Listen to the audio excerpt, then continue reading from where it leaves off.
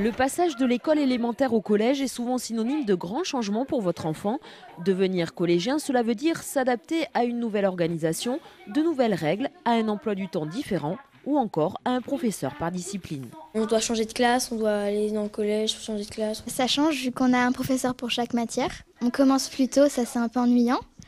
Parce que pour se réveiller. On est beaucoup plus libre. En 6e, on peut avoir un casier, donc sympa aussi, on peut mettre nos affaires. Quand je suis rentrée en 6e, j'étais un peu perdue. Il n'y avait que 3 personnes, voire 6 maximum que je connaissais et c'était un peu difficile de m'adapter. Mais bon, avec le temps, ça s'est vite passé, je me suis fait de nouveaux amis. Si les élèves semblent s'approprier ce nouvel environnement assez rapidement, l'accueil et l'intégration sont des étapes importantes, notamment d'un point de vue pédagogique. Pour accompagner ces changements et pour leur donner un sens, nous avons dans l'établissement 2 professeurs principaux par classe de 6e, de façon à ce que l'élève continue à avoir quand même un référent qui puisse envisager sa scolarité de façon globale, mais aussi le suivre sur un plan plus personnel ou familial ou social. Un établissement scolaire est d'abord un lieu d'enseignement, mais aussi de vie collective. Au collège, ce qu'on appelle la vie scolaire concerne tout ce qui se passe en dehors des cours, tous les moments où votre enfant n'est pas en classe encadré par un professeur. Arrivée et départ, déplacement dans le collège, récréation, cantine ou encore études. En effet, les missions de la vie scolaire vont bien au-delà de la gestion des absences et des retards. Il y a une partie encadrement des élèves qui est importante, puisqu'on a pour mission essentielle de veiller à leur sécurité.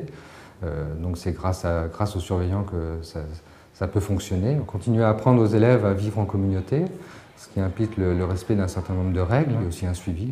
L'objectif étant en sorte que les élèves viennent au collège et répondent à l'obligation scolaire. Au niveau national, on compte plus de 3 millions de collégiens. L'organisation de leur temps scolaire est fixée par arrêté ministériel. L'enseignement est organisé en 4 niveaux, répartis en 3 cycles pédagogiques. En 6e, on a un cycle qui est un cycle d'adaptation. On les accompagne, on leur explique l'organisation, la nouvelle organisation des enseignements, nouvelle organisation des évaluations. 5e, 4e, un cycle central, on va dire le cœur du collège, avec des petites nouveautés telles que le choix de la langue vivante en 4e.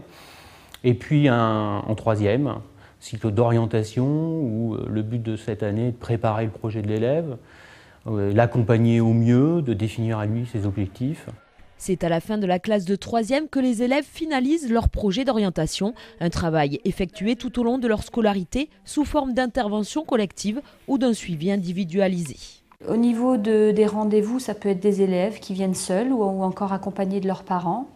On travaille aussi beaucoup en lien avec les équipes éducatives. On est souvent sollicité par les enseignants, par le chef d'établissement, par l'infirmière, l'assistante sociale, enfin toutes les personnes qui travaillent ici. Autre étape importante pour les élèves, l'examen du diplôme national du brevet à la fin de la 3e. Examen qui évalue les connaissances et les compétences acquises à la fin du collège.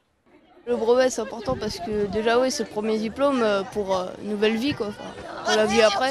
Toute l'année, on a travaillé dur pour ça et on veut que ça aboutisse à quelque chose de bien, quoi. Ça nous permet de nous motiver pour le reste, pour le bac et puis tout ce qui vient après. Afin d'aider vos enfants à bien choisir leur orientation, des parcours de découverte des métiers et des formations sont proposés à tous les élèves à partir de la 5e. Vous pouvez aussi consulter le site monorientationenligne.fr.